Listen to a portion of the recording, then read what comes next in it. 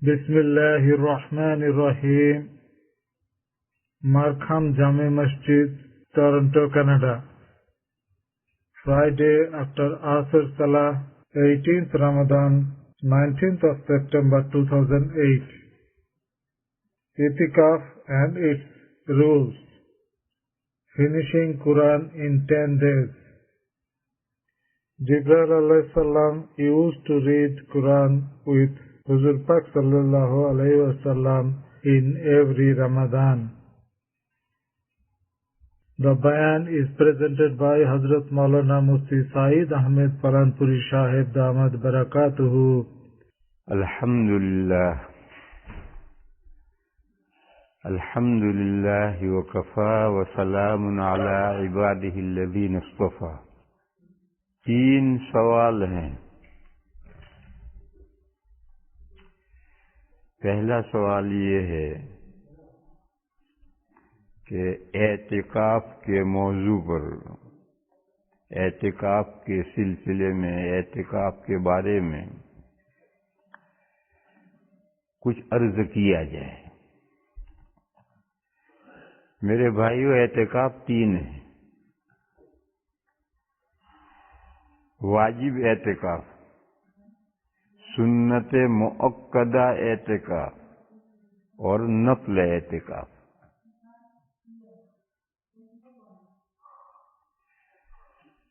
वाजिब एतिकाफ सिर्फ एक है और वो है मन्नत का एतिकाफ. किसी शख्स ने ये मन्नत मानी कि अगर उसका फुला काम हो जाएगा तो वो 1 दिन का, 2 दिन का, 3 दिन का, हफ्ते का, महीने का एतिकाफ करेगा. फिर वो काम हो गया अल्लाह के फजल से, तो जैसी मन्नत मानी है ऐसा एतिकाफ करना वाजिब है. और रोजा रखकर एतिकाफ करना है. अगरचे रोजे की मन्नत न मानी हो, अगरचे रोजे की मन्नत न मानी हो, ये सही लगा है ही नहीं. हाँ, और अभी आगे करो बस.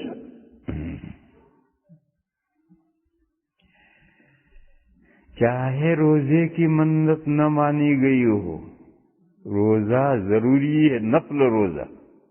नफल रोजा जरूरी है और नफल रोजा रखकर वो जितने दिन का एतिकाफ की मन्नत मानी है वो एतिकाफ करेंगे. और अगर वो मन्नत एतिकाफ रमजान में करे तो फिर रमजान का रोजा, रमजान का जो फर्ज रोजा है ये उस रोजे के कायम मकाम हो जाएगा. लेकिन रमजान के अलावा 11 महीनों में एतिकाफ मन्नत का करेगा तो नफल रोजा जरूरी है. नफल रोजा रखकर वो एतिकाफ करना होगा.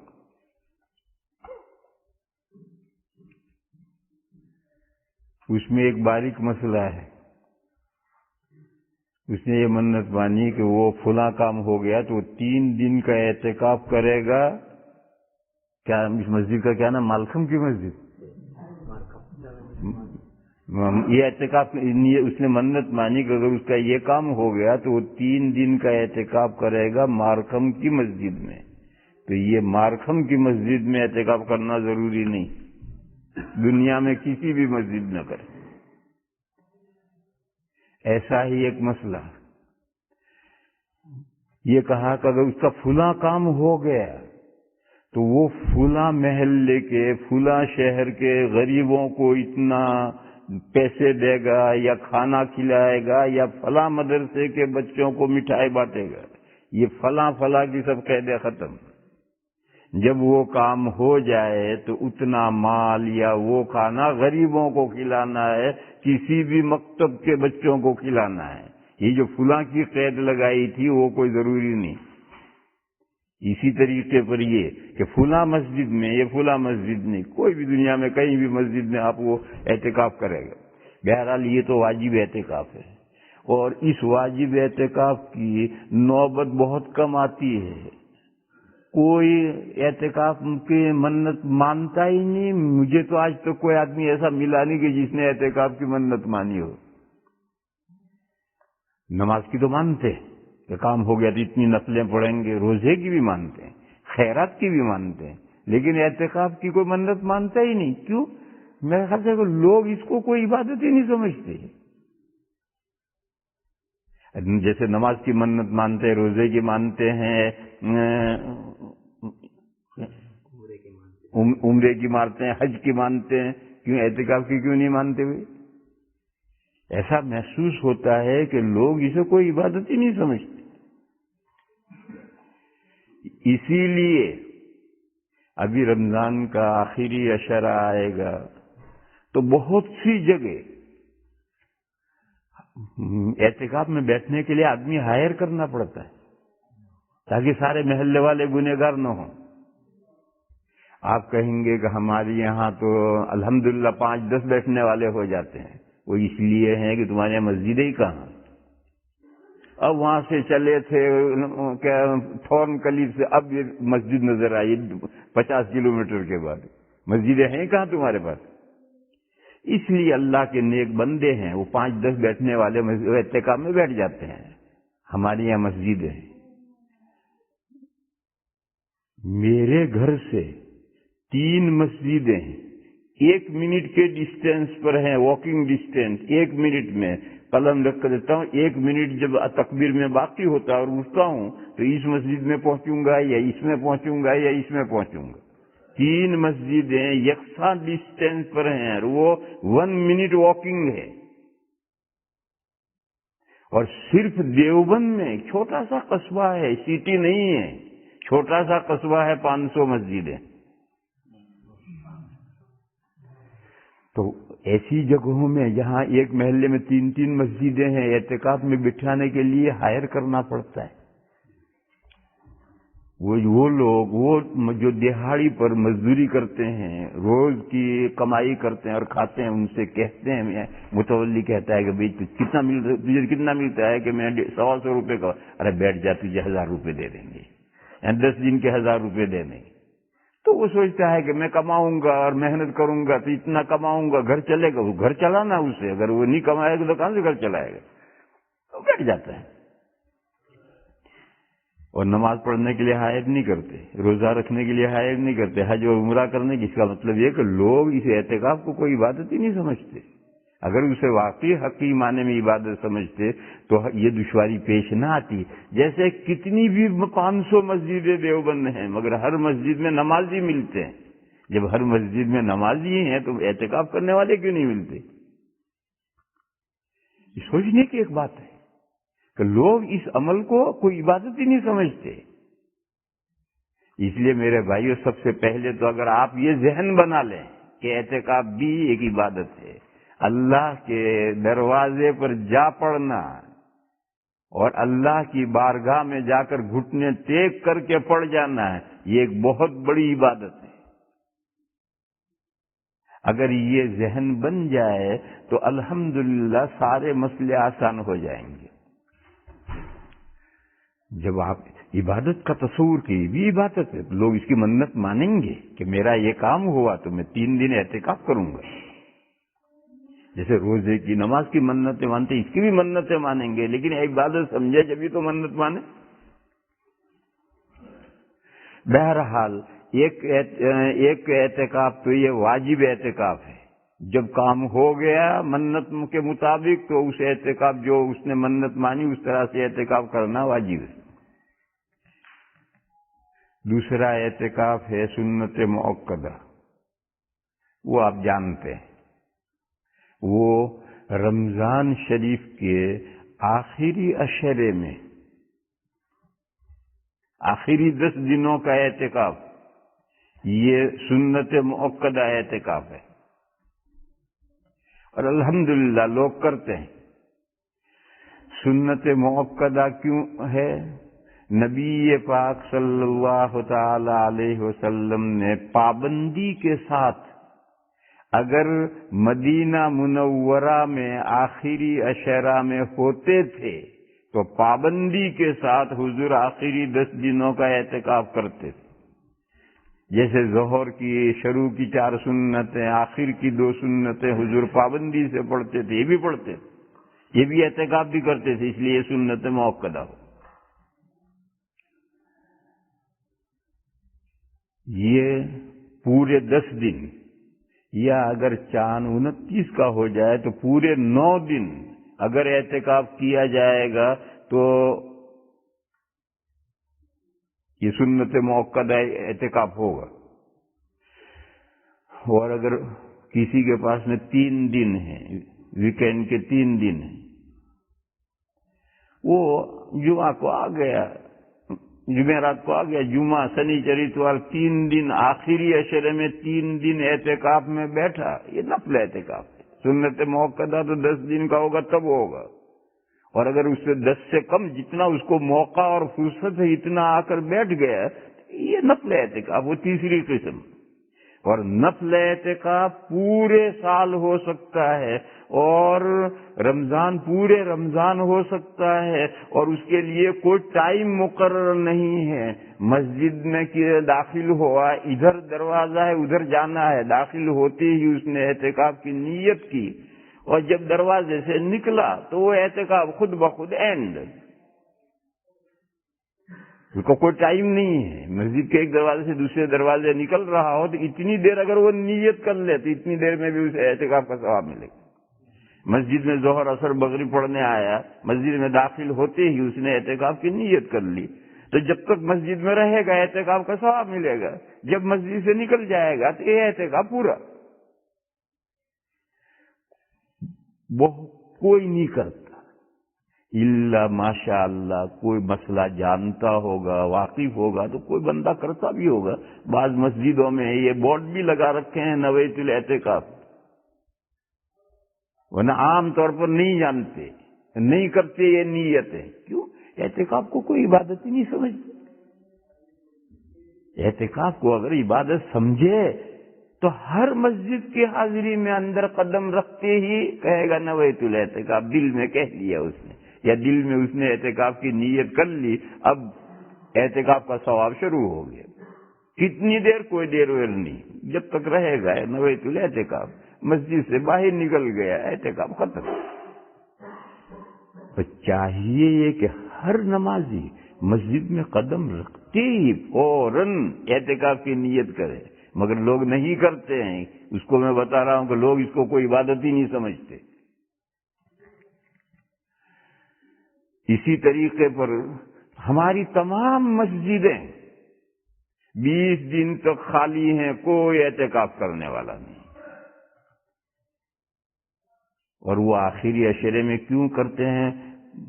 علماء نے بتایا، فقہ کی کتابوں میں لکھا ہے کہ اگر کوئی اعتکاف آخری عشرے میں نہیں کہ سب گنہگار ہوں گے، تو کچھ لوگ آ جاتے ہیں، ورنہ اگر یہ نہ لکھا ہو تو آخری عشرے میں بھی کوئی نہ آتا۔ حالانکہ میرے بھائیوں، مسجدوں میں تو رمضان کی پہلی تاریخ سے 5-25 معتکفین ہو جانے چاہیے۔ ہر مسجد میں رمضان شروع ہوا کہ 5-25 معتکفین ہو جانے چاہیے۔ نبی پاک صلی اللہ تعالی علیہ وسلم نے ایک مرتبہ شروع رمضان سے اعتکاف کیا تو حضور کے ساتھ صحابہ نے بھی اعتکاف کیا۔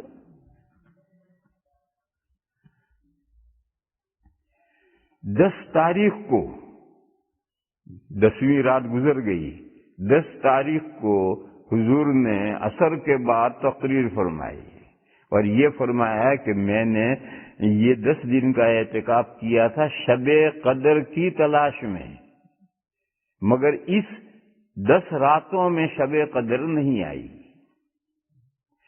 اس لیے میں شب قدر کی تلاش میں اگلے 10 دن کا اعتکاف کروں گا۔ جس کو میرے ساتھ اعتکاف میں رہنا ہے رہے، اور جس کو کوئی ضرورت ہو جائے۔ معلوم ہے حضور نے اکیلے اعتکاف نہیں کیے، حضور کے ساتھ صحابہ ہیں۔ چنانچہ کچھ لوگ اعتکاف میں رکے رہے اور کچھ لوگ اٹھ گئے اور کچھ لوگ نئے آ گئے۔ درمیانی عشرے کا اعتکاف شروع ہوا، 20 تاریخ کو حضور نے عصر کے بعد پھر تقریر فرمائی اور یہ ارشاد فرمایا کہ ان 10 دنوں میں بھی شب قدر نہیں آئی، اور میں شب قدر کی تلاش میں اگلے آخری عشرے کا اعتکاف کروں گا۔ جسے موقع ہو رکا رہے، جسے ضرورت ہو اٹھ جائے۔ اور حضور نے فرمایا کہ کیسے پتا چلا کہ شب قدر نہیں آئی؟ حضور نے فرمایا کہ مجھے شب قدر کی علامت یہ بتائی گئی ہے، یعنی اسی رمضان میں، جس رمضان میں حضور شب قدر کی تلاش میں شروع رمضان سے اعتکاف میں ہیں، اس رمضان میں حضور کو شب قدر کی علامت یہ بتائی گئی کہ میں شب قدر کی صبح میں کیچڑ میں سجدہ کروں گا۔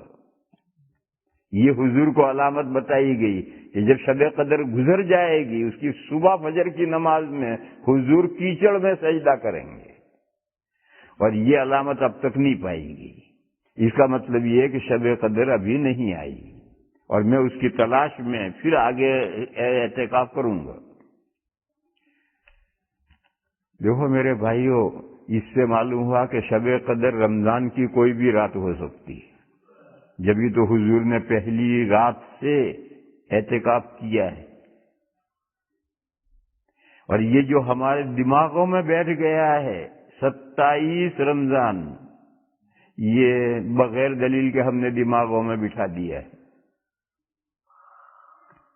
حدیثوں سے یہ ثابت ہوتا ہے کہ پورے رمضان میں کوئی بھی رات شب قدر ہو سکتی ہے۔ زیادہ تر شب قدر آخری 10 راتوں میں سے کوئی رات ہوتی ہے، پھر آخری 10 راتوں میں سے بھی زیادہ تر طاق رات ہوتی ہے، اوڈ رات ہوتی ہے، پھر ان طاق راتوں میں بھی زیادہ تر شب 27ویں ہوتی ہے، لیکن 27ویں شب برات و شب قدر کے لیے فکس نہیں ہے، جیسا کہ ہم لوگوں نے اپنے ذہنوں میں فکس کر دیا ہے۔ یہ صحیح نہیں۔ اور اس کا نقصان کیا ہوا ہے؟ اس کا نقصان یہ ہوا ہے کہ ہم نے قرآن کریم 27ویں رات میں نمٹا دیا ہے۔ آگے 28، 29، 30 یہ 3 راتیں رمضان کی جو قیمتی راتیں تھیں اور جن میں شب قدر ہو سکتی ہے، وہ غیر اہم ہو گئی، کیوں نہ قرآن پورا ہو گئے۔ اب بہت سے تراویح میں نہیں آتے، اور جو آتے ہیں وہ علم ترا سے پڑھتے ہیں، چھوٹی چھوٹی ایک ایک آیت سے پڑھتے ہیں، گویا بے لطف آخری 3 راتیں ہو گئی، حالانکہ 3 راتوں میں سے کوئی بھی شب قدر ہو سکتی۔ یہ 27ویں پر کو ذہن میں شب قدر ہونے کے لیے متعین کر لینا، دلالے کہ دلیل اس کی کوئی نہیں، اس کا یہ نقصان ہے۔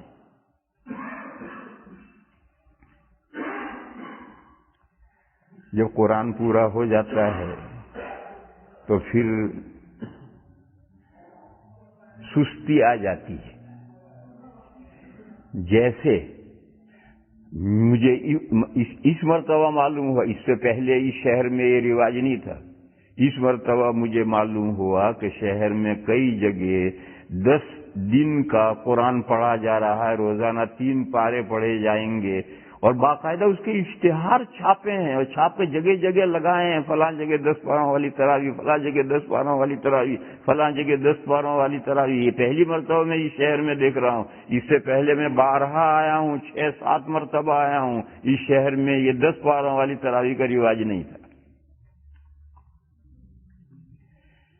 اس میں کیا خرابی ہے؟ کوئی خرابی نہیں، ہمارے یہاں بھی ہوتا ہے، مگر پورے شہر میں کوئی ایک آدھ ہوتے۔ مثلا ہمارے دیوبند کی 500 مسجدیں ہیں، ان میں سے صرف دارالعلوم کی مسجد چھتہ میں 3 پارے ہوتے ہیں، مگر پورا رمضان 3 پارے ہوں گے۔ یہ نہیں کہ 10 پارے نمٹ گئے، جاؤ اب گھومو پھرو، نہیں، 10 پارے میں پورا، پھر اگلے 10 میں پھر پورا، پھر اگلے 9 دن میں پورا، پورے رمضان اسی طرح سے ہوگا۔ اور اس مسجد کے جو نمازی ہیں وہ پورا رمضان وہیں نماز پڑھیں گے۔ یہ 3 پاروں والی تراویح پڑھ رہے ہیں، پورا رمضان وہیں پڑھیں گے، 3 قرآن سنیں گے۔ تو ایک بڑے شہر میں، سٹی میں اتنے ہو سکتے ہیں کہ ایک مسجد میں اتنی رغبت والے کہ پورا رمضان 3 پاروں والی قرآن سنیں۔ سہارنپور میں حضرت شیخ قدس سرہ کے یہاں جب ہم اعتکاف میں تھے تو حضرت شیخ کے یہاں بھی 3 پارے ہوتے تھے۔ کیوں؟ سارے اعتکاف میں 500 آدمی مسجد میں اعتکاف میں ہے، اب کہیں جانا وانا تو ہے ہی نہیں، تو 3 پارے کی تراویح ہوتی تھی 10 دن، پھر اگلا فوراً اگلا قرآن شروع ہوتا تھا، پھر 10 دن، پھر اگلا شروع ہوتا تھا، 9 دن میں پورا۔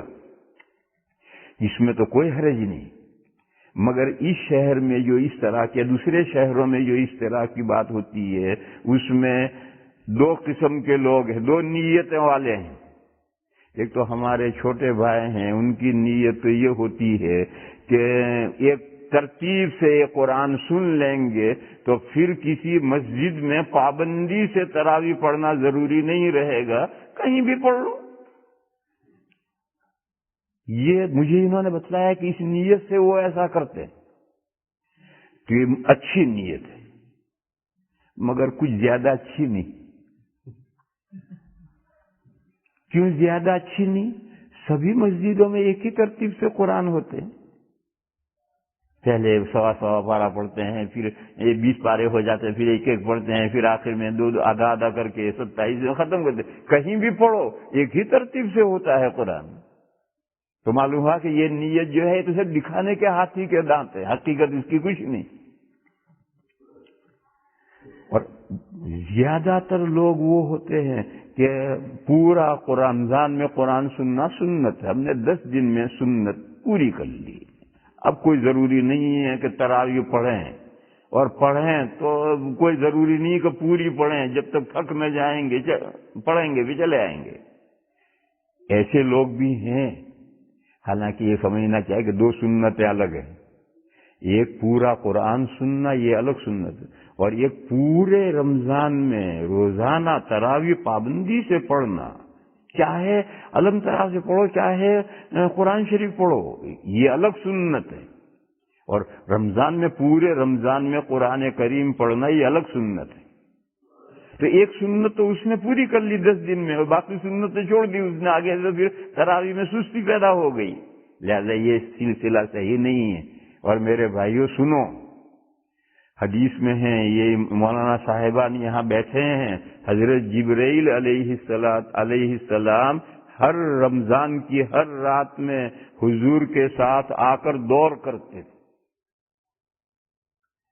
اور پورے رمضان میں ایک دور کرتے تھے۔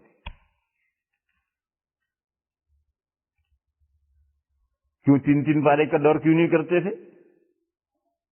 معلوم ہوا کہ 3 پارے، 4 پارے، 5 پارے، 10 پارے، بلکہ پوری رات میں، ایک رات میں پورا قرآن، یہ قرآن کا حق ادا ہو نہیں سکتا ہے۔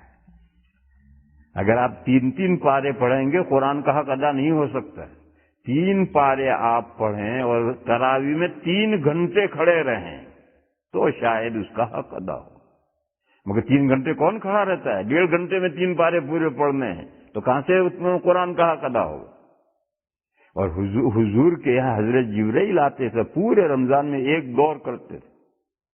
دور کرنا یہ ہے کہ ایک حافظ رکوع پڑھے گا، پھر دوسرا وہی رکوع پڑھے گا، پھر وہ پڑھے گا، پھر وہ پڑھے گا، تو حضرت جبرائیل پڑھیں گے، پھر حضور پڑھیں گے، پھر حضرت جبرائیل پڑھیں گے، پھر حضور پڑھیں گے، نماز میں نہیں۔ معلوم ہوا کہ اصل طریقہ پورے رمضان میں قرآن ختم کرو اور اس طرح سے پڑھو کہ قرآن پاک کا حق ادا ہو۔ محض قرآن کا نام کر لینا، حدیث میں ہے رب قارئ للقرآن والقرآن یلعنہ، کچھ قرآن پڑھنے والے ایسا قرآن پڑھتے ہیں کہ قرآن ان کو لعنت بھیجتا ہے، تو ایسا تو قرآن کریم پڑھنا نہیں چاہیے۔ اور سنو، حضور کا جو آخری رمضان ہے جس کے بعد حضور کا ربیع الاول میں انتقال ہوا ہے، اس رمضان میں حضرت جبرائیل نے حضور کے ساتھ قرآن کے 2 دور کیے۔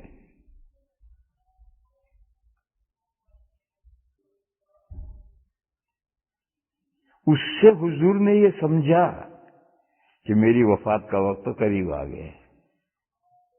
حضرت جبرائیل نے کوئی اشارہ نہیں دیا، کوئی بات کہی نہیں، مگر ہر رمضان میں ایک دور کرتے ہیں، اس رمضان میں 2 دور کیوں کیے؟ نبی پاک صلی اللہ تعالی علیہ وسلم نے اپنی بیٹی، حضور کے 3 یا 4 بیٹے تھے، وہ سب حضور کے سامنے وفات پا گئے۔ حضور کی 4 بیٹیاں تھیں، ان میں سے 3 بیٹیاں حضور کے سامنے وفات پا گئی ہیں، صرف حضرت فاطمہ زندہ رہی ہیں، اور وہ بھی حضور کی وفات کے 6 مہینے کے بعد ان کی بھی وفات ہو گئی۔ تو حضور کی اکلوتی بیٹی ہیں، باپ کو کتنی محبت ہوگی اس کا اندازہ کرو۔ حضور نے ایک مرتبہ ان کو بلایا اور ان کے کان میں کچھ کہا چپکے سے، تو حضرت فاطمہ زاروں قطار رونے لگی۔ یہ واقعہ حضرت عائشہ کے گھر میں پیش آیا تھا اور مرض موت میں پیش آیا تھا۔ تو حضرت عائشہ نے پوچھا حضرت فاطمہ سے کہ حضور نے تمہارے کان میں چپکے سے کیا کہا جو تم روئی؟ تو انہوں نے کہا کہ یہ ایک راز ہے، حضور کا ایک راز ہے، میں نہیں بتاؤں گی۔ خیر 2-4 روز کے بعد حضور نے پھر بلایا اور پھر بلا کر ان کے کان میں چپکے سے کچھ کہا، تو وہ بہت ہنسائے بشائے کھلکھلا کر ہنس پڑی حضرت فاطمہ۔ تو حضرت عائشہ نے پھر پوچھا کہ حضور نے اب کے کیا کہا؟ تو ان کا یہ راز ہے، نہیں بتایا۔ خیر چند دن کے بعد حضور کی وفات ہو گئی۔ وفات کے بعد حضرت عائشہ نے پھر پوچھا، تو انہوں نے حضرت فاطمہ نے کہا کہ ہاں اب بتاؤں گی، اب وہ راز نہیں رہا، اب بتاؤں گی۔ پہلی مرتبہ حضور نے مجھ سے بلا کر یہ کہا تھا کہ جبرائیل ہر رمضان میں قرآن کا میرے ساتھ 1 دور کرتے تھے، اس سال رمضان میں انہوں نے میرے ساتھ 2 دور کیے ہیں، اس سے میں یہ سمجھتا ہوں کہ میری موت کا وقت قریب آ گیا۔ اس پر ظاہر ہے باپ جب ایسی بات کہے گا تو بیٹی روئے گی، اس پر میں روئی۔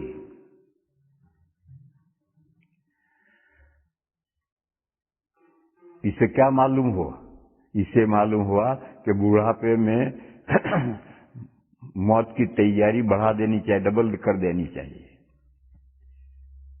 بڑھاپے میں کام بڑھ جانا چاہیے۔ دیکھو 2 دور کیے ہیں آخر میں، اور حضوری عبادت بڑھی، اس سے حضور نے استدلال کیا۔ لہذا ہر آدمی کو بڑھاپے میں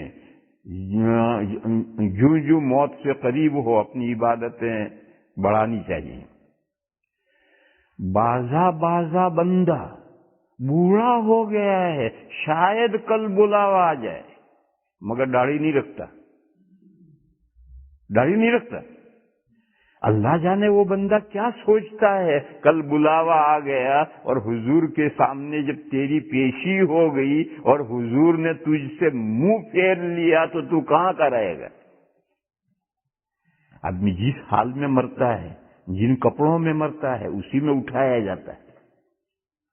اور مرنے کے بعد جو 3 سوال ہوتے ہیں، تیرا رب کون ہے، تیرا دین کیا ہے، اور حضور کی زیارت کروائی جاتی ہے اور پوچھا جاتا ہے یہ حضرت جی تجھے نظر آ رہے ہیں، ان کے بارے میں تو کیا عقیدہ رکھتا ہے؟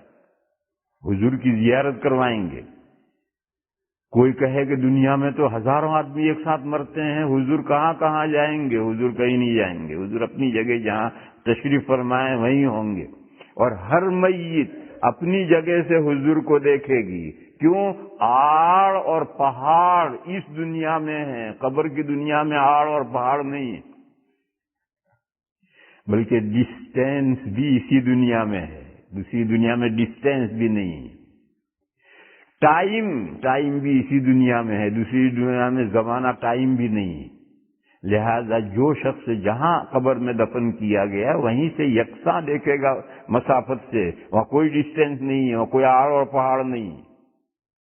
تو مومن کہے گا یہ ہمارے آقا ہیں جن کا ہم کلمہ پڑھتے تھے محمد الرسول اللہ، اور جن پر ہم ایمان لائے ہیں، مومن یہ کہے گا۔ اس وقت کتنا اشتیاق ہوگا آقا کو دیکھنے کا ہمارے اندر۔ اگر آج کسی مومن کو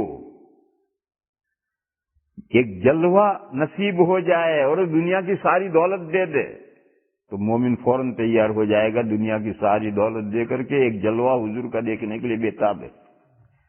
اس وقت کتنا ہوگا؟ اس وقت اگر حضور نے ہم سے چہرہ پھیر لیا تو کیا ہوگا؟ ایک حدیث ہے، جب حضور نے بادشاہوں کو اس دعوت اسلام کے لیٹر لکھے تھے تو ایران کے بادشاہ کے پاس بھی لیٹر لکھا تھا.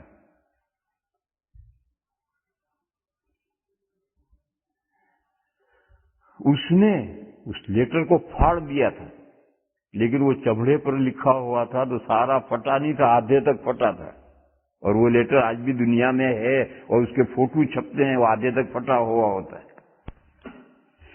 اور اس نے یمن کا جو صوبہ ہے وہ ایران کے ماتحت صوبہ تھا، تو اس نے اپنے گورنر کو، یمن کے گورنر کو لکھا کہ 2 آدمی مدینہ بھیجو جو اس خط لکھنے والے بدتمیز کو گرفتار کر کے ہماری دربار میں لائیں. یہ اس نے وہاں سے خط لکھا یمن کے گورنر کو کہ 2 آدمی مدینہ بھیجو. کہ نبی پاک صلی اللہ تعالی علیہ وسلم جنہوں نے کسرا کو خط لکھا ہے اور خط میں حضور نے اپنا نام پہلے لکھا ہے، کسرا کا نام بعد میں لکھا ہے، ایسی بدتمیزی میرے ساتھ اس نے کی، اسے گرفتار کر کے میرے دربار میں لائے. حضور نے سب خطوط میں یہی لکھا تھا، من محمد رسول اللہ الی فلاں، یہ خط اللہ کے رسول محمد کی طرف سے ہے، فلاں کے نام ہے. تو حضور نے اپنا نام پہلے لکھا تھا، کسرا کا بعد میں لکھا تھا. اس پر اس نے کہا بدتمیزی، اپنا نام پہلے لکھتا ہے، اسے گرفتار کر کے لاؤ یہاں. تو 2 آدمی وہاں سے روانہ کیے گئے یمن سے. ان کی مونچھیں بڑی بڑی تھی، داڑھیاں منڈی ہوئی تھی. جب وہ مدینہ منورہ پہنچ کر حضور کی خدمت میں حاضر ہوئے ہیں تو حضور کو ان کے چہروں سے اتنی نفرت ہوئی کہ حضور نے چہرہ پھیر لیا ان سے اور فرمایا ویلکما من امرکما بہذا، تمہارا ناس ہو، تمہیں ایسی شکل بنانے کے لیے کس نے کہا؟ تو انہوں نے جواب دیا امرنا ربنا، ہمارا جو لارڈ ہے اس نے ہمیں یہ حکم دیا ہے، ہمارے بادشاہ نے یہ حکم دیا ہے. یعنی ہمارے ملک کا، ہمارے مذہب کا ٹریڈیشن یہی ہے، ہماری تہذیب یہ ہے، مونچھیں بڑھاؤ داڑھی منڈاؤ. تو انہوں نے کہا امرنا ربنا، ہمارے لارڈ نے ہمیں یہ حکم دیا ہے. تو حضور نے فرمایا ولیکن ربی امرنی باعفاء لحیتی واحفاء شاربی. حضور نے فرمایا مگر میرے لارڈ نے، میرے پروردگار نے، میرے رب نے مجھے یہ حکم دیا ہے کہ مونچھیں زیادہ سے زیادہ پست کروں اور داڑھی بڑھاؤں. میرے رب نے تو مجھے یہ حکم دیا. تو اب یہ 2 بندے تو غیر مسلم ہیں، کافر ہیں، ایرانین ہیں، مجوسی ہیں، آگ کے پوجنے والے ہیں. ان کی یہ شکلیں دیکھ کر حضور نے چہرہ پھیر لیا ہے. تو جب حضور کا امتی ایسی شکل میں حضور کے سامنے جائے گا تو حضور کا کیا حال ہوگا، کتنی تکلیف حضور کو پہنچے گی. پرایا جو کرے، لیکن اپنا جب گڑبڑ کرے تو بہت تکلیف پہنچتی. تو حضور کو اب امتی جب اس حال میں پہنچے گا تو میں یہ کر رہا تھا کہ بڑھاپے کی حدود چھو چکا ہے، کل بلاوا آ سکتا ہے، مگر اب بھی وہ اپنی ایسی شکل نہیں بناتا کہ اپنے آقا کے سامنے منہ دکھانے کے قابل ہو. تو اصل حضور نے، میں یہ کہہ رہا تھا کہ مرنے کا موت ٹھیک ہے، جوان ہے، داڑھی منڈاتا ہے، ارے ٹھیک ہے چلنے دو، شادی وادی ہو جائے گی پھر کہیں گے اس بھیا داڑھی رکھ لے. بازا گھبراتا ہے، بیوی پسند نہیں کرے گی. ارے بیوی پسند کرے نہ کرے، اللہ کو پسند آ جاؤ، اور جس کو اللہ پسند کر لے گا اس کو ہر کوئی انسان پسند کرے گا. انسان بیوی نہیں، جانور پسند کریں. وہ حضرت سفینہ کا قصہ نہیں، شیر کمر پر بٹھا کر کے لشکر میں چھوڑ آیا تھا. شیر کی کیا دوستی تھی ان کی؟ کوئی دوستی نہیں تھی. حضرت سفینہ کی کو اللہ نے پسند کر لیا تھا، اللہ نے پسند کر لیا تو شیر نے انہیں پسند کر لیا، ان کی خدمت کے لیے تیار ہو گیا. لیکن ایک ہے انسان کا کچا ذہن کہ اگر شادی داڑھی رکھ لیں گے تو بیوی پسند نہیں کرے گی، ملے گی نہیں. ایک کچا ذہن ہے، غلط رونگ ذہن ہے، لیکن ہے انسانوں کا. لہذا چلنے دو، جب اس کی شادی ہو جائے گی تب کہیں گے اسے بھیا داڑھی رکھ. لیکن جو بڈھے ہو گئے ہیں، میری عمر میں پہنچ گئے ہیں، وہ تو ہوش کے ناخن لیں، کب تک ٹرکھاتے رہیں گے؟ کیا وہ یہ سمجھتے ہیں کبھی 100 سال اور جئیں گے؟ وہ کوئی ضروری نہیں۔ تو موت کے قریب میں تیاری بڑھا دینی چاہیے۔ یہ اس حدیث سے معلوم ہوا کہ ہر رمضان میں 2 دور حضور کرتے تھے، اس رمضان 1 دور کرتے تھے، اس رمضان میں 2 دور حضرت جبرائیل نے کیے۔ اس سے حضور نے یہ اندازہ لگایا کہ میری موت کا وقت قریب ہے۔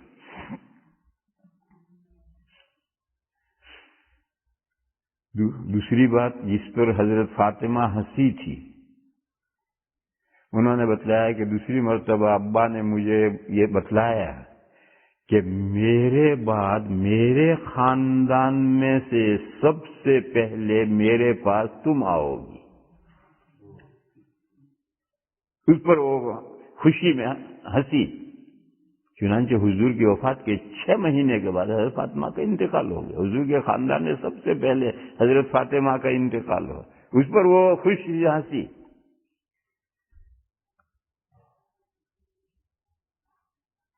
ہم تو ہوتے تو روتے، اگر ابا کہے کہ میرے مرنے کے بعد سب سے پہلے تم مجھ سے ملو گے تو ہم تو روئیں گے، کیونکہ ہماری جو ابا سے محبت ہے وہ ہے، اور حضرت فاطمہ کی جو ابا سے محبت تھی وہ صرف ابا سے محبت نہیں تھی، بلکہ اللہ کے حبیب اللہ کے رسول سے محبت تھی۔ صحابہ اپنے زمانے میں جب کسی وار میں اترتے تھے تو رجز پڑھتے تھے، غدن نلقی الاحبہ محمدا وحزبہ، کل حضور پاک صلی اللہ تعالی علیہ وسلم اور ان کی پارٹی سے ہماری ملاقات ہوگی، کل محبوبوں کے پاس جائیں گے۔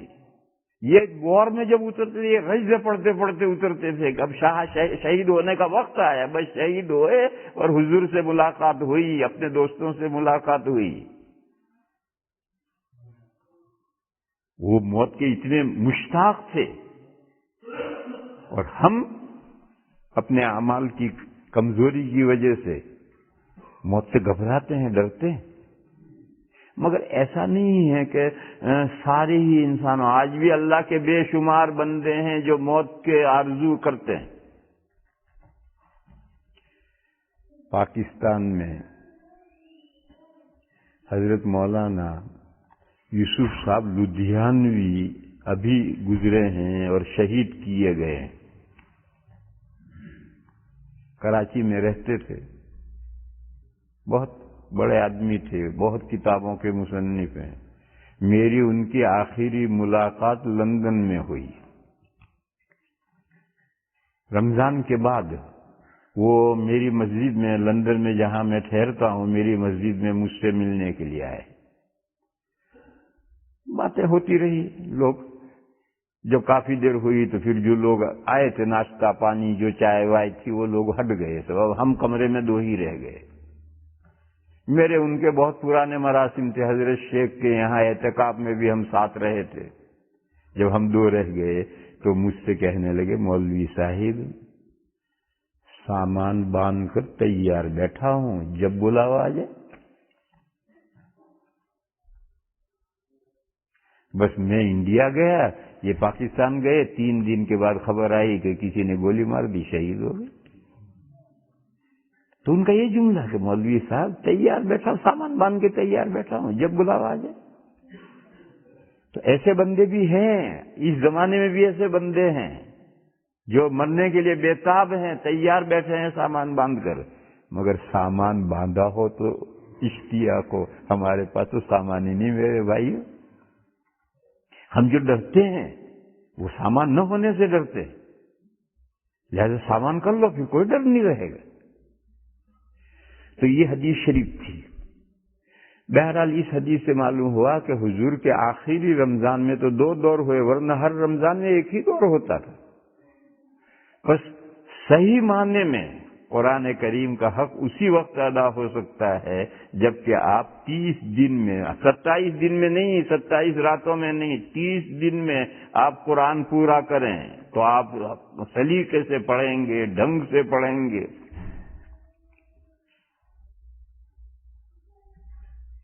ایک بہت بڑے حضرت گزرے ہیں شاہ ولی اللہ صاحب، ان کے 4 صاحبزادے ہیں، شاہ عبدالعزیز، شاہ عبدالقادر، شاہ رفیع، شاہ فلاں۔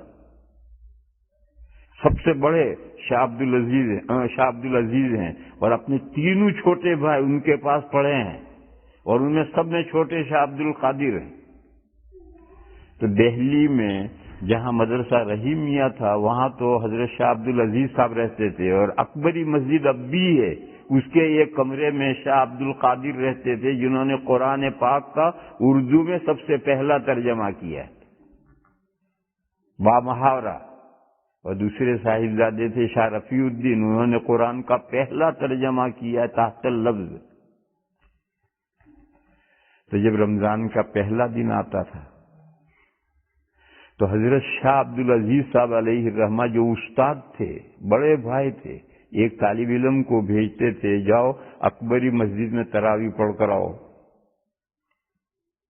تراویح پڑھ کر آیا، شاہ عبدالعزیز پوچھتے تھے بھائی نے آج کتنے پارے پڑھے؟ تو طالب علم کہتا ہے کہ 1 پارا پڑھا۔ تو شاہ صاحب اعلان کر دیتے تھے یہ رمضان 30 کا پورا ہوگا۔ وہ 1 پارا پڑھتے رہتے تھے، یہ رمضان پورا ہوتا۔ اور اگر طالب علم کہتا ہے کہ بھائی نے آج 2 پارے پڑھے ہیں تو شاہ صاحب اعلان کر دیتے یہ رمضان 29 کا پورا ہوگا۔ بات صاحب کرامت ہوتے ہیں لوگ۔ تو ان کو ایک کشف ہوتا تھا۔ کشف کیا ہوتا ہے؟ کشف سامنے کی پردہ ہٹتا ہے اور آگے کی جو واقعات ہیں وہ نظر آتے ہیں۔ کیسے پردہ ہٹتا ہے اور کیسے نظر آتے ہیں؟ تم نے کبھی خواب دیکھا ہے؟ دیکھا ہے۔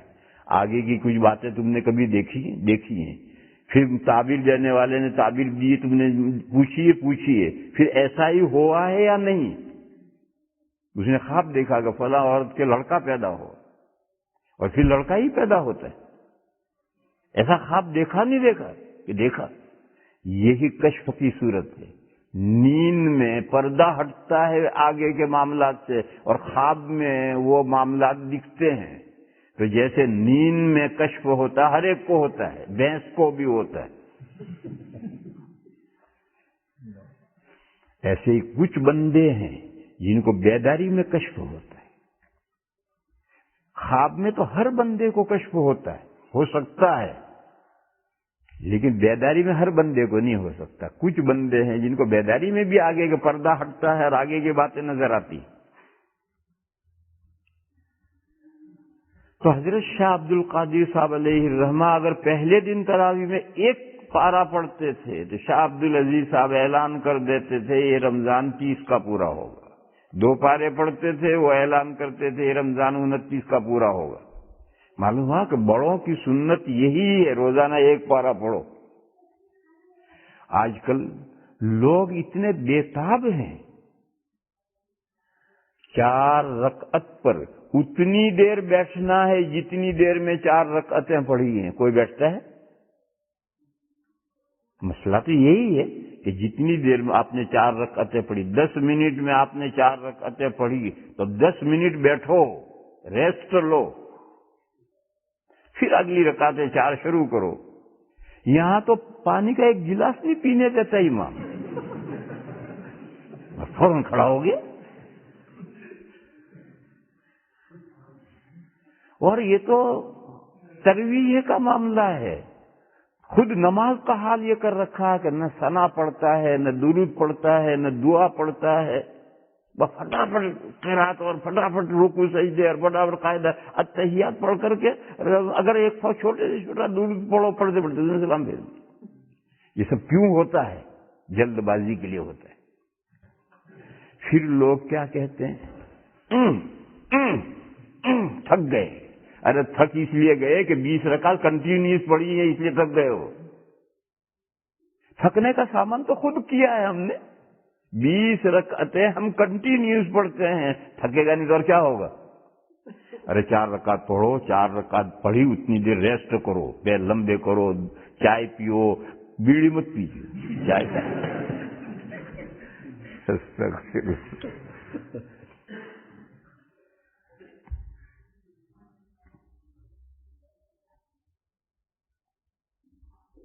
तो पूरी रात अगर तुम पढ़ते रहोगे नमाज, थकने का कोई सवाल ही नहीं।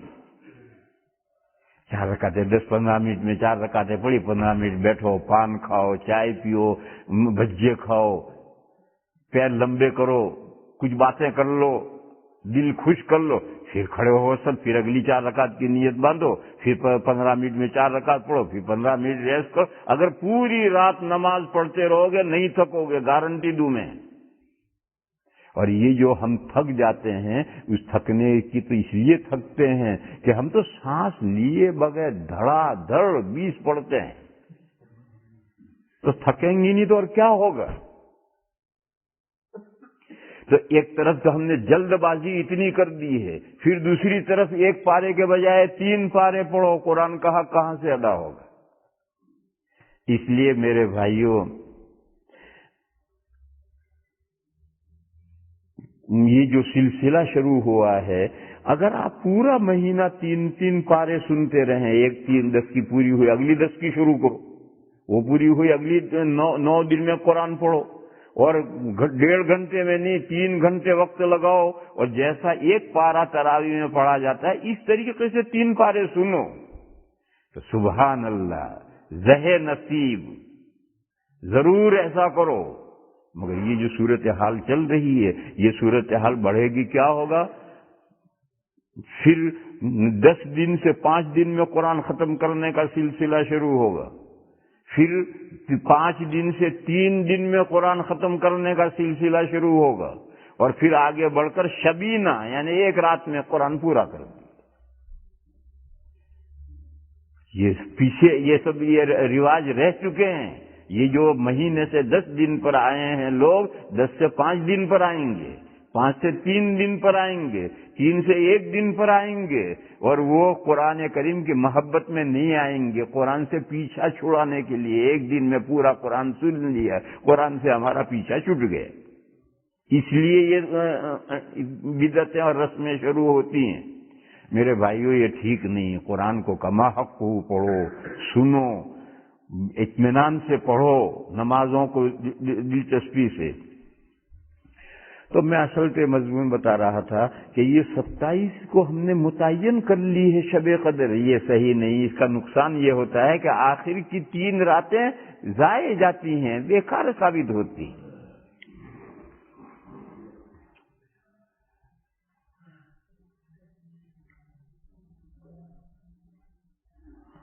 तो नबी पाक सल्लल्लाहु ताला अलैहि वसल्लम ने फरमाया, शब कदर नहीं आई, मैं शब कदर की तलाश में फिर एहतिकाफ करूंगा। फिर अल्लाह का करना कि 21वीं रात में बारिश हुई।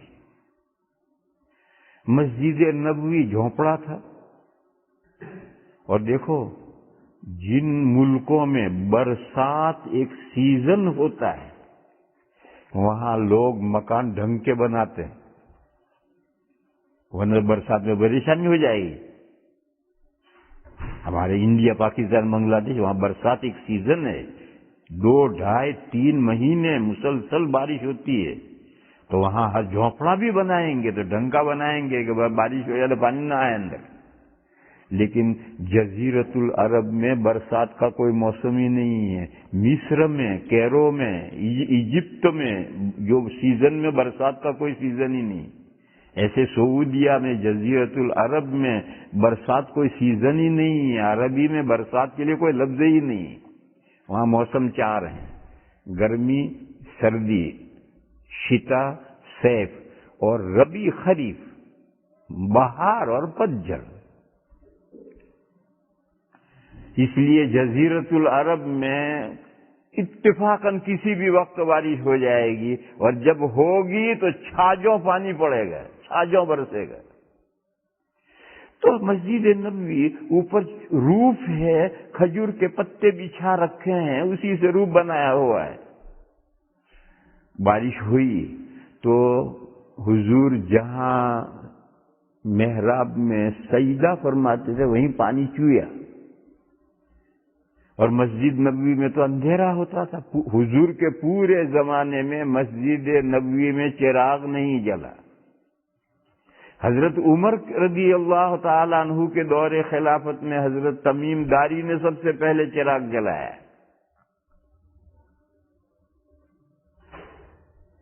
تو پانی چویا، اور جہاں حضور سجدے کے لیے سر رکھیں گے وہاں سارا پانی گر کر کے کیچڑ ہو گیا، کیونکہ مسجد نبوی میں کوئی فرش نہیں تھا، یہی مٹی اور سنگرے بچھے ہوئے تھے.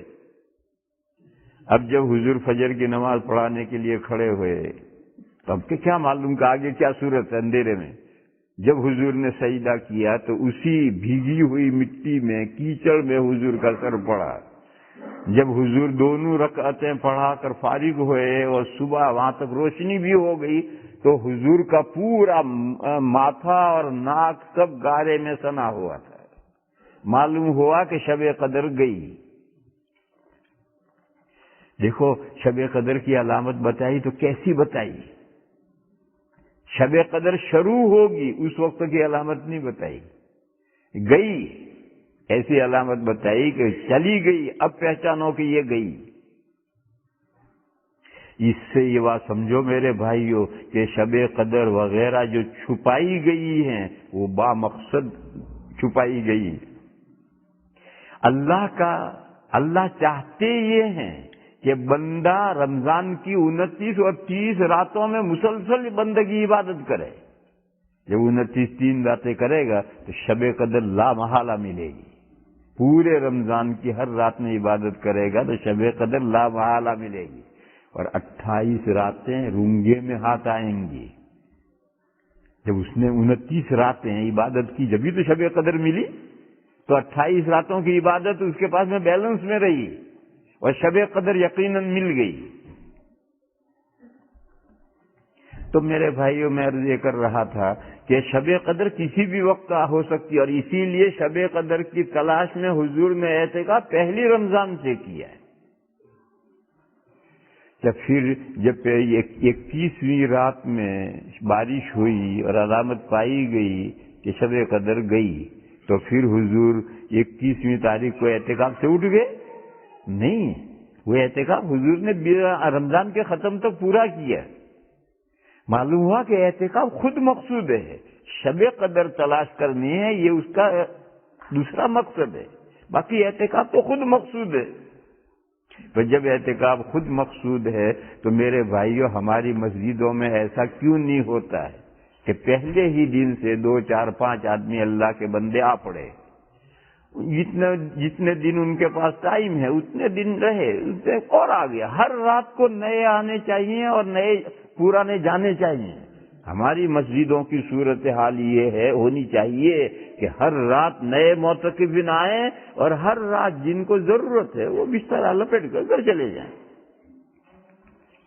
اور رمضان کی ہر رات میں اعتکاف کرنے والوں کا مجمع بڑھنا چاہیے، مگر ہمارے یہاں یہ نہیں ہے.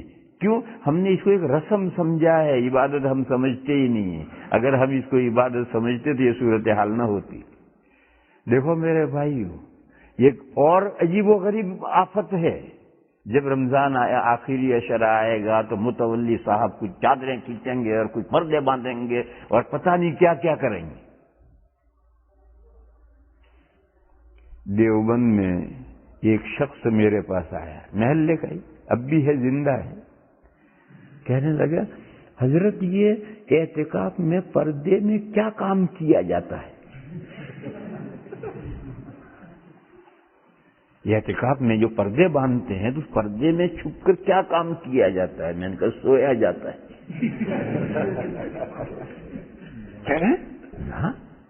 کہنے لگے میں تو میری پوری زندگی گزر گئی، میں یہ سمجھتا رہا کہ یہ پردوں میں کوئی خاص کام ہوتا ہے جو میں نہیں کر سکتا ہوں، اس لیے میں اعتکاف میں نہیں بیٹھا. کوئی خاص کام کو کرنا ہوتا ہوگا اندر پردوں میں، اس لیے میں آج تک اعتکاف میں نہیں بیٹھا.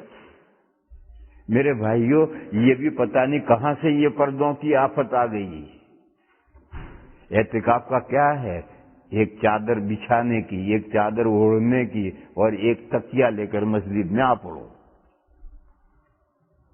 چادر ایک بچھا دی تاکہ خدا نہ خواستہ فرش خراب نہ ہو، تکیہ رکھا، چادر اوڑھ کے سو گیا، صبح اٹھ کر لپیٹ کر رکھ دیے، 24 گھنٹے کے بعد گھر چلے جانا ہے تو اٹھا کر تکیہ اٹھا کے چادر اٹھا کے گھر گئے، دوسرا بھی 2 چادریں ایک تکیہ اٹھا کر آ جائے گا۔ یہی ہے کاہے کے پردے اور کیا چیز ہے؟ کہ حضور کے لیے باندھا جاتا تھا، تو حضور ہے؟ کہ حضور کے لیے باندھا جاتا تھا، تو حضور ہے؟ سہارنپور میں حضرت شیخ مولانا زکریا صاحب قدس سرہ کے ساتھ میں نے 8 سال اعتکاف کیا۔ حضرت کے لیے پردے باندھے جاتے اور باقی پوری مسجد میں اوپر نیچے 500 آدمی اعتکاف کرتے تھے۔ ان کو کتنی جگہ ملتی تھی؟ ایک مصلی کے بقدر جگہ ملتی تھی سونے کے لیے، باقاعدہ جگہ تقسیم ہوتی تھی، ہر معتکف کو ایک مصلی کے بقدر جگہ ملتی تھی، اور ساتھ میں ہے کیا، بس وہی ایک تکیہ 2 چادریں لپیٹ کر کے ایک جگہ رکھ دی، مسجد خالی۔ اور حضرت کے لیے، چونکہ حضرت کے لیے ہر آدمی حضرت سے ملے گا، اپنے مشورے کرے گا، کوئی سلوک کی باتیں پوچھے گا، کوئی ذکر و اذکار پوچھے گا، کوئی دوسرے باہر کے لوگ بھی ملنے آئیں گے، تو حضرت کے لیے ایک پردہ باندھا جاتا تھا۔ اور ایک اب اعتکاف نہیں، تقریباً یہ کہ 10 آدمی اعتکاف کریں، اتنی جگہ صرف حضرت کے لیے پردہ باندھا جاتا تھا۔ وہ حضرت کی ضرورت ہے، تو نبی پاک صلی اللہ تعالی علیہ وسلم کے لیے پردہ باندھا جاتا تھا، وہ حضرت تھے۔ اور آج بھی کوئی مسجد میں حضرت ہے تو باندھو اس کے لیے الگ، تاکہ اس کو کسی سے بات کرنی ہے، کسی کو ذکر کی تعلیم دینی ہے، کسی کو اس سے مشورہ کرنا ہے، تو دوسرے مسجد میں جو معتکفین ہیں ان کو ڈسٹرب نہ ہو، اپنے کاموں میں لگے رہیں، یہ اپنے آدمیوں کو سنبھالتا رہے۔ لیکن ہر آدمی کے لیے پردہ یہ کہاں سے آیا ہے؟ اور عجیب حال ہو جاتا ہے رمضان میں ہماری مسجدوں کا، باقاعدہ پردے لٹک رہے ہیں اور یوں جا رہا اور یوں جا رہا، اور بعض معتکفین تو ساری دنیا لے کر اعتکاف میں آتے ہیں، اور سب سے پہلے موبائل ضرور لائیں گے۔ لا حول ولا قوت الا باللہ۔ میرے بھائیو، اعتکاف کی روح ختم کر دیا۔ اعتکاف کی روح ہے اللہ کے در پہ پڑ جانا۔ اگر تمہارے پاس میں پورے 10 دن نہیں ہے، مت بیٹھو 10 دن کے لیے، 24 گھنٹے ہیں، ویکینڈ کے 2 دن 3 دن ہے، اتنے آ کر بیٹھ جاؤ، تکیہ اور آ کر لے کے پڑ جاؤ۔ کھانے کو گھر کے آؤ، کوئی بھیج دے گا آ کر کھا لو۔ تو ایک میں اصل یہ کہہ رہا تھا کہ ایک اعتکاف تو ہے واجب، وہ تو منظور اس کا نظر کا ہے، دوسرا اعتکاف سنت مؤکدہ، اور تیسرا نفل اعتکاف ہے۔ میرے بھائیو، اس نفل اعتکاف کی طرف توجہ رکھو۔ ایک بات، جب بھی مسجد میں قدم رکھو فوراً دل میں نیت نویت الاعتکاف، تاکہ آپ کا اعتکاف کا ثواب شروع ہو۔ دوسرا، اس ماہ مبارک میں جو ہم نے طے کر دیا کہ آخری عشرے میں ہم اعتکاف میں بیٹھیں گے، یہ غلط ہے۔ آخری عشرے کا تو سنت مؤکدہ ہے، اس سنت مؤکدہ کے علاوہ ہم سنت اور نفل اعتکاف بھی، نفل نمازیں پڑھتے ہیں تو نفل اعتکاف کیوں نہیں کرتے؟ مسجدوں میں چاہیے کہ رمضان کی پہلی تاریخ سے کوئی نہ کوئی 2-4 بندے اعتکاف میں بیٹھے ہونے چاہیے، اور جس کو جتنی دیر فرصت بیٹھ گئے، فرصت کل منڈے ہے، یہ کام میں جانا ہے تو سنڈے کو شام کو چلا جائے، یا منڈے کی سحری کر کے چلا جائے، جتنا موقع ہے اتنا آ کر کے بیٹھو۔ یہ سلسلہ اگر ہو تو ہماری مسجدیں رمضانوں میں کتنی آباد ہو جائیں۔ اور اصل سب سے بڑا یہ ہے کہ اعتکاف کے لیے کوئی ہنگامہ نہیں چاہیے۔ یہ جو ہماری مسجدوں میں اعتکاف کا ہنگامہ ہوتا ہے اور دنیا بھر کا ساز و سامان لے کر آدمی اعتکاف میں آتا ہے، یہ سب غلط ہے۔ اگر تجھے موبائل کرتے رہنے سے گھر بیٹھ، اللہ کے گھر میں آنے کی کیا ضرورت ہے، گھر ہی بیٹھ۔ اور اگر اللہ کے دروازے پر پڑا ہے تو اپنا موبائل اپنے دروازے پر ڈال کر آ۔ اگر تو 10 دن نہیں بیٹھ سکتا، 5 دن بیٹھ، 2 دن بیٹھ، 1 دن بیٹھ، آدھا دن بیٹھ، لیکن بیٹھ تو ایسا اللہ کے دروازے پر پڑ جا کر کہ اسے دنیا اور مافیا کی خبر نہ ہو، وہ اللہ ہی کا ہو کر رہ جائے۔ جتنی دیر عبادت کر سکتا ہے عبادت کر، اور تھک جائے تو پڑھ کے سو جائے۔ سونے میں کوئی حرج نہیں، سونا بھی عبادت ہے،